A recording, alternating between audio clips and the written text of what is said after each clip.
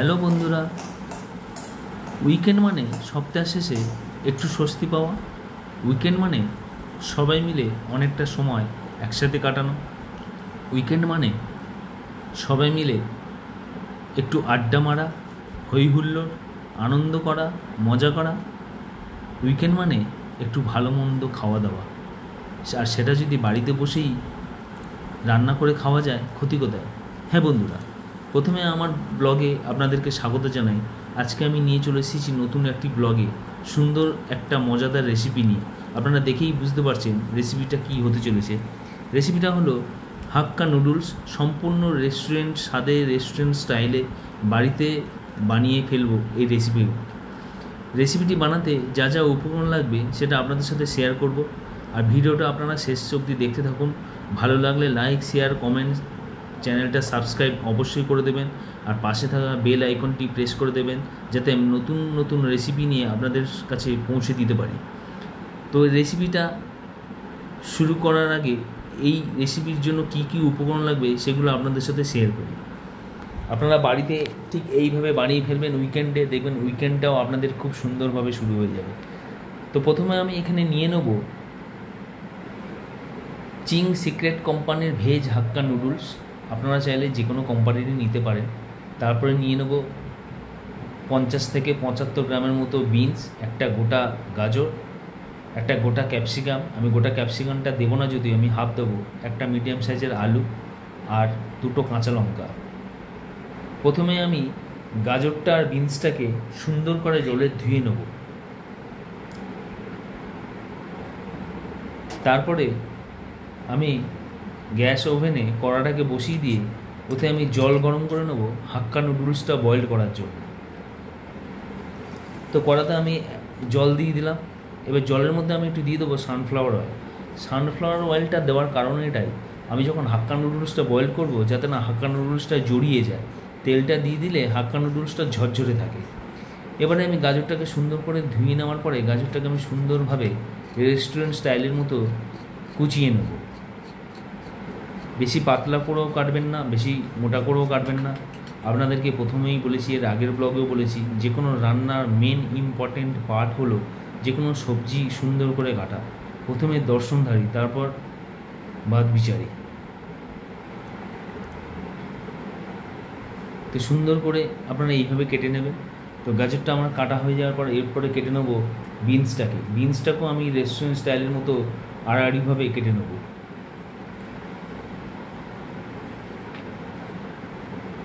দেখুন গাজরটা আমি এইভাবে কেটে নিয়েছি। এবারে বিনসটাকেও আমি ঠিক সুন্দর করে কেটে নেব।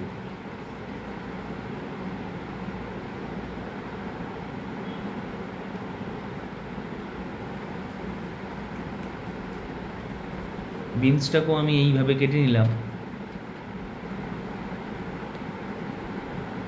দেখুন গাজর আর বিনস আমি ঠিক এইভাবে কেটে নিয়েছি। এরপরে যে মিডিয়াম সাইজের আলুটা নিয়েছিলাম সেই আলুটা আমি কেটে নেব। আপনারা এখানে আলু দিতে পারেন বা নাও দিতে পারেন, এটা সম্পূর্ণ অপশনাল। আপনারা চাইলে এতে বাঁধাকপি অ্যাড করতে পারেন, ব্রকলি অ্যাড করতে পারেন। তো যেহেতু আমার বাচ্চা আছে বাড়িতে, বাচ্চা একটু আলু দিয়ে খেতে পছন্দ করে চাউমিনটা, তাই আমি এখানে আলু অ্যাড করে দিয়েছি। আলুটা কেটে নেবো আলু ভাজার মধ্যে, বেশি মোটাও কাটবো না, বেশি পাতলা কাটবো না। দেখুন এইভাবে আলুটা আমি কেটে নিয়েছি। আলু আর গাজর বিনস কাটা হয়ে গেলে আমি সুন্দর করে জলে ধুয়ে নিয়ে ওটাকে প্রথমে আমি 50% মতো বয়েল করে নেব।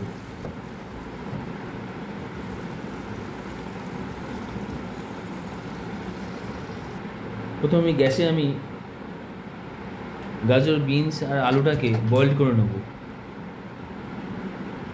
বয়েল করার সময় আমি পরিমাণ মতো একটু নুন দিয়ে দেবো। নুনটা দিয়ে দিলে সবজিগুলো থেকে সবজিগুলোর যে একটা স্মেল থাকে সেই স্মেলটা কেটে যাবে, আর বয়েলটাও তাড়াতাড়ি হয়ে যাবে। 50%-এর মধ্যেই আমি বয়েল করবো, বেশি বয়েল করবো না। দেখুন মোটামুটি আমার সবজিগুলো মোটামুটি বয়েলড হয়ে এসছে।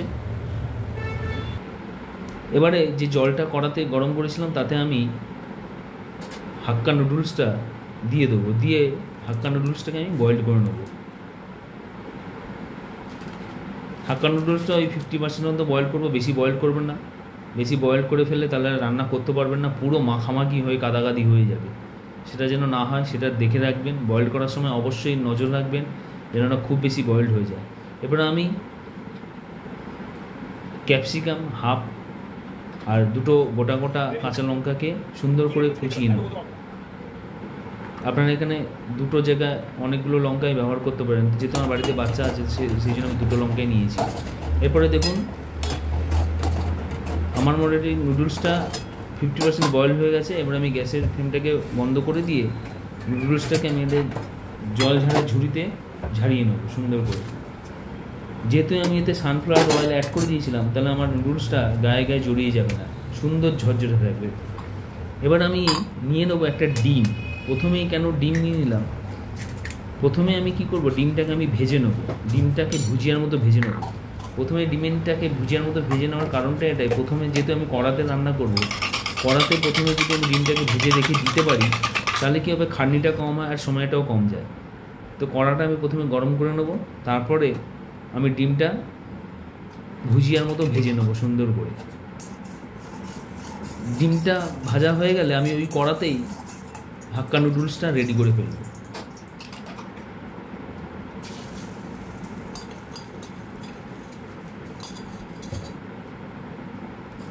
দেখুন ডিমটা আমি এইভাবে ঠিক ডিমের ভুজিয়া যেমন করে ঠিক সেইভাবে ডিমের ভুজিয়ার মতোই আমি করে ফেলব।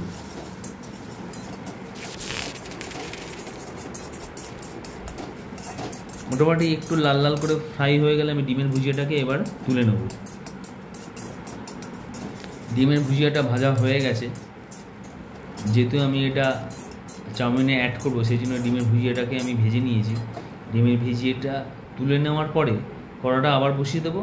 বসিয়ে দেওয়ার পর ওতে আমি 60 থেকে 70 ml মতো আবার সানফ্লাওয়ার অয়েল অ্যাড করে দেবো। ততক্ষণে যে সবজিটা আমি বসিয়ে দিয়েছিলাম সেটা আমার মোটামুটি বয়েলড হয়ে গেছে, সেটা আমি জল ঝাড়া ঝুড়িতে সুন্দর করে জল ঝাড়িয়ে নেব। কড়ার মধ্যে আবার আমি অ্যাড করে দিলাম সানফ্লাওয়ার অয়েল 60 থেকে 70 ml মতো। তেলটা গরম হয়ে গেলেই প্রথমে আমি দেবো এর মধ্যে, দেখুন রাই দানা, পুরো সর্ষে দানার মতোই দেখতে, কিন্তু সর্ষে দানার থেকে অনেক ছোট।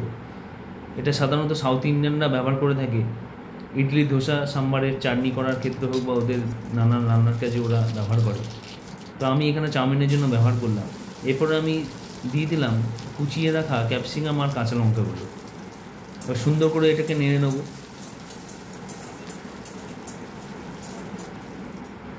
এরপরে যে সবজিটা আমি জল ঝাড়িয়ে রেখেছিলাম সেই সবজিটা আমি তুলে নেবো, গাজর বিনস আর আলুটা ওর মধ্যে দিয়ে দেবো, দিয়ে আবার ওটাকে নাড়তে থাকবো। এবার ওতে আমি পরিমাণ মতো নুন দিয়ে দেবো।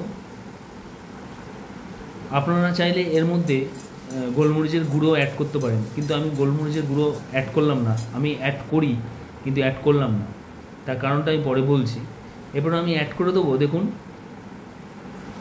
চিলি ভিনিগার, বা আপনারা ফ্রুট ভিনিগারও ব্যবহার করতে পারেন। চেষ্টা করবেন ভিনিগারটা সবসময় একটু ভালো ব্যবহার করা। বাইরে খোলা মার্কেটে ভেরিয়াস টাইপের ভিনিগার পাওয়া যায়, তো সেগুলো না ব্যবহার করাই ভালো। তারপর আমি দিয়ে দিলাম সয়া সস। সয়া সসটা বেশি দেবেন না, কেন বেশি দিলে কড়াতে লেগে যাবে, কড়াটা পুরো কালো হয়ে যাবে, সবজিগুলোও লেগে যেতে পারে।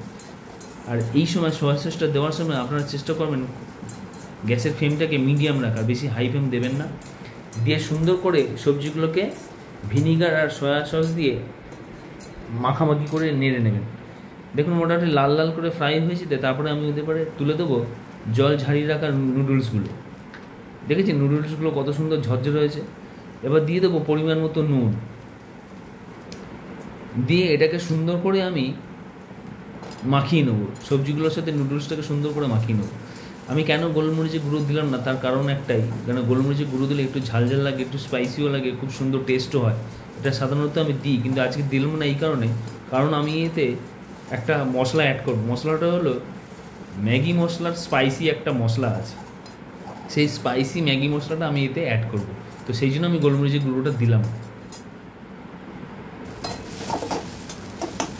এবারে দেখুন আমি ম্যাগি মশলাটা অ্যাড করে দেবো। স্পাইসি যে ম্যাগি মশলাটা যেটা আপনাদেরকে বললাম একটু আগে, সেটা আমি অ্যাড করে দেবো এতে।